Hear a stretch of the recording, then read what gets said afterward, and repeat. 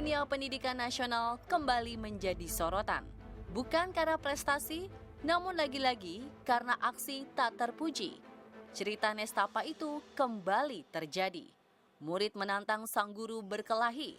Yang terbaru terjadi di sebuah sekolah di Gresik, Jawa Timur.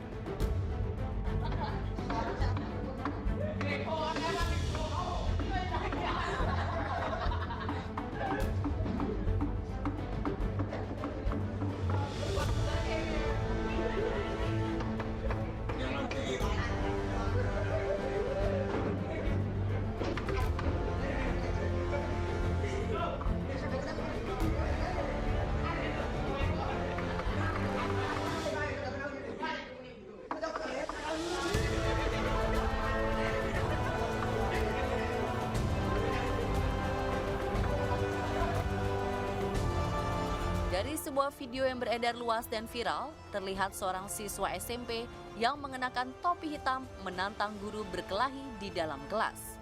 Video berdurasi kurang dari 1 menit itu menggambarkan sang murid berinisial AA yang ketahuan merokok di dalam kelas, lalu ditegur oleh seorang guru bernama Nur Halim.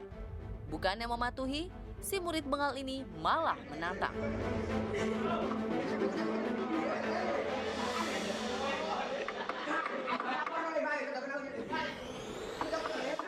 Warahmatullahi wabarakatuh. Saya Algoan Setiadi, siswa sekolah di SMP dari Iweringinanong, kelas 9A.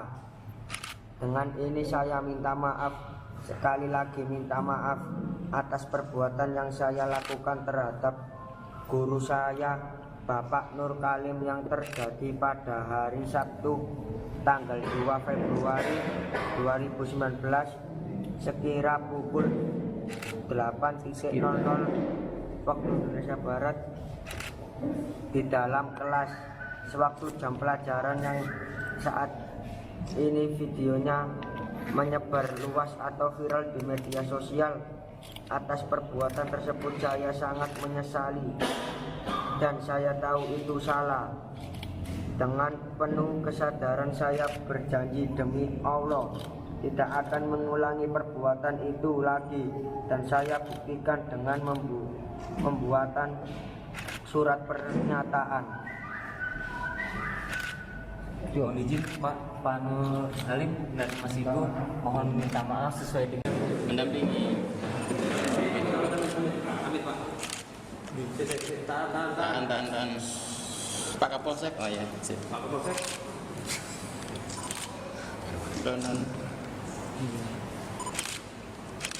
cium tangannya Pak Guru itu memaafkan Pak. Belum hilang dari ingatan laku tak terpuji seorang siswa sekolah yang berperangai layaknya preman di dalam kelas. Kini peristiwa miris serupa berulang.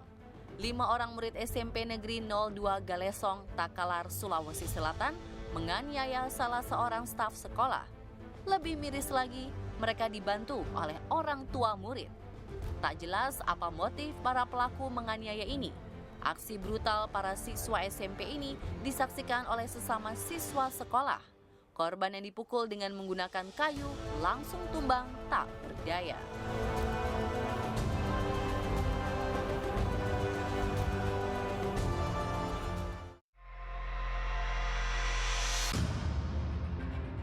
Tak hanya di Galesong, Sulawesi Selatan, kejadian serupa juga terjadi di Pontianak, Kalimantan Barat.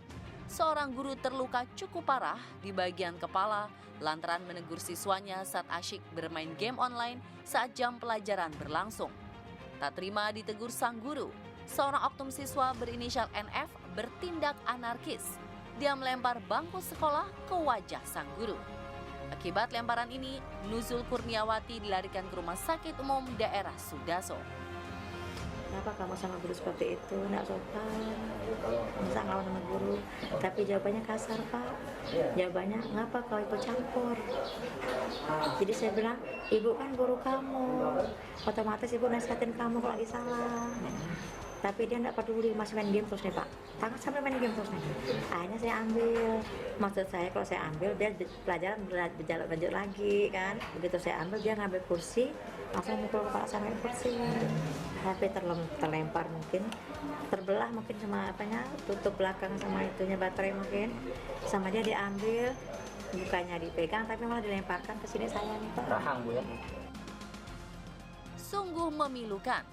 Aksi brutal yang beberapa kali ditunjukkan oleh oknum siswa sekolah semakin banyak terjadi.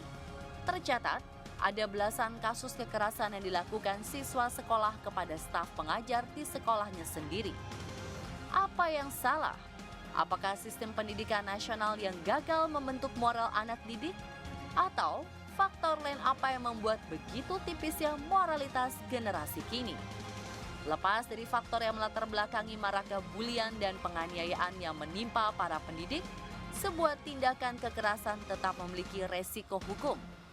Kekerasan yang dilakukan oknum siswa tidak akan selesai begitu saja lantaran meski sudah ada permintaan maaf. Ada konsekuensi hukum yang akan diterima sebagai efek jera. Kalau dari sisi murid, dia tentu sudah saya bisa kasih kesimpulan dia salah. Karena itu kan dia, kalau saya lihat dari videonya itu, dia merokok di tempat umum, apalagi itu di salah satu institusi pendidikan. Nah itu jelas-jelas salah. Dan ada nggak pemenuhan terkait dengan pidananya? Ada tentunya. Bahkan meski di bawah umur dan sudah dimaafkan, bukan berarti akan bisa terlepas dari jerat hukum yang berlaku. Kalau terkait dengan sanksi pasti harus ada. Anaknya minta maaf, tentu dimaafkan. Kalau dari sisi saya sih, ini sanksi tersebut bukan untuk memberikan hukuman ya, tetapi lebih kepada efek jera kepada si anak. Apalagi dia kan masih di bawah umur. Pasal yang memang mengacu kepada sikap atau si anak ini adalah pasal 41 ayat 2, junto pasal 13 ayat 1 tentang tahun 2005. Setiap orang yang merokok di kawasan dilarang merokok diancam dengan pidana kurungan paling lama 6 bulan atau denda sebanyak-banyaknya 50 juta rupiah. Cerita sedih dari Pontianak dan catatan kelam dunia pendidikan di banyak tempat mendapat respon sangat luas. Utamanya mengutuk laku para siswa yang dinilai keterlaluan dan tak beradab. Kisah-kisah itu sampai pula ke telinga para selebritis. Oh ya, yang pasti bukan penjara kan, bukan ya? No. Ya paling kayak gitu aja, kalau udah minta maaf ya aman sih, orang tua juga pasti akan terlibat kan seperti itu, soalnya kan juga memang masuk di tangannya orang tua. Ya kita harus ingat sih kalau kita tuh murid dan mereka guru pun juga manusia sih. Enggak sih, jangan, karena kan pendidikan itu penting banget, jadi jangan dibatasin sampai kayak gitu, harus benar-benar dididik dan dikasih tahu sampai benar-benar mengerti kalau mereka itu salah. Kasus Bu Guru Nur Halim dan sejumlah peristiwa miris lain mengingatkan kita kepada rusaknya mental generasi muda. Atau jangan-jangan ada perbedaan mendasar antara budaya mengajar para guru masa kini dengan yang dulu. Kalau dulu ya aku sebagai murid itu ya aku takut sih, nggak bakalan ngomong kayak gitu ke guru, tapi karena gurunya juga mungkin sangat tegas, jadi menurut aku memang anak-anak itu harus diedukasikan. Nggak berani benar-benar menghormati, karena orang tua kedua kita kan guru gitu. Ya bagus lah kalau dia at least mau minta maaf. Maksudnya kayak lain kali ya dia harus show a little more hormat, karena ya guru kan juga lebih tua dari kita. Kalau misalnya di sekolah yang aku pergi ke sekolah yang lumayan santai lah, orang-orang tahu etika, mereka tahu kesopanan. Menurut Rina Nose, ada sejumlah sebab yang membuat peristiwa ini terjadi. Berarti pendidikan moral yang harus diutamakan. Jadi kalau pendidikan-pendidikan yang lain yang biasa udah itu kan ya yang biasa udah diajarkan ya udah. Maksudnya yang harus diutamakan pendidikan moralnya yang harus dijadikan nomor satu harusnya gitu. Karena nggak tahu nih anak-anak sekarang banyak pengaruh dari banyak hal juga kan. tontonan TV juga, termasuk saya juga ikut bertanggung jawab atas hal itu gitu. Tapi sebaiknya sih selain orang tua juga, anaknya juga memang pendidikannya memang harus ditingkatkan lagi gitu. Ya udah pasti, ujung-ujungnya minta maaf karena udah nggak bisa apa-apa lagi kan, mau apa lagi. Cuman pada saat mereka melakukan itu kan nggak mikir akan seperti apa nantinya gitu. Jadi memang saya emang nggak tahu sih, pendidikan moral yang harus diutamakan. Udah, jadi kalau perlu pendidikan tentang pengetahuan bagaimana tentang karakter seseorang itu tuh kayaknya malah harus ditingkatkan lagi deh kalau menurut aku ya. Ya itu kan sama hal-hal yang kayak gitu. Dan kalau misalnya temen yang ngelihat hal yang itu dan itu dianggap wajar, itu bisa kejadian lagi, terus-terusan kejadian lagi. Nanti ngelihat yang gitu, oh ya udah nanti paling tinggal minta maaf kayak gitu. Jadi ya memang ini tugas kita bersama, PR kita bersama untuk memikirkan ke depannya pendidikan di Indonesia mau kayak gimana. Sementara itu, suara hampir sama juga datang dari Pamela Bowie.